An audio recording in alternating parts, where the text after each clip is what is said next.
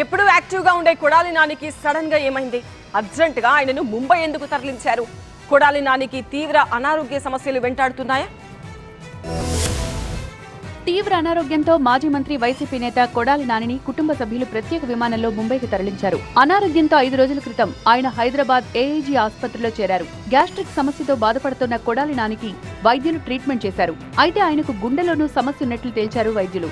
3 రక్తనాళాల్లో బ్లాక్స్ ఉండడంతో సర్జరీ చేయాలని సూచించారు. గుండెకి సంబంధించిన 3 వాల్వ్స్ మూసుకుపోగా సర్జరీ చేసేందుకు ప్రయత్నించారు. అయితే హార్ట్ సర్జరీ చేసేందుకు కొడాలి ఆరోగ్యం సహకరించకపోవడంతో కుటుంబ సభ్యులు ప్రత్యేక విమానంలో 3 డాక్టర్ల పర్యవేక్షణలో హైదరాబాద్ నుంచి ముంబైకి తీసుకెళ్లారు. దాంతో అత్యవసరంగా క్రిటికల్ సర్జరీ ద్వారా కొడాలి నాని హార్ట్ కు స్టంట్స్ వేయడం గానీ బైపాస్ సర్జరీ కానీ చేయనున్నారు. కొడాలి ఆరోగ్య పరిస్థితులను బట్టి ఇవాళ రేపట్లో ముంబై ఆసుపత్రిలో వైద్యులు సర్జరీ చేయనున్నట్టు తెలుస్తోంది. ఇక ఇటీవల వల్లభనేని వంశీ కేసు విచారణ సమయంలో విజయవాడ జిల్లా జైలు దగ్గర కొడాలి నాని చాలా యాక్టివ్ గా కనిపించారు.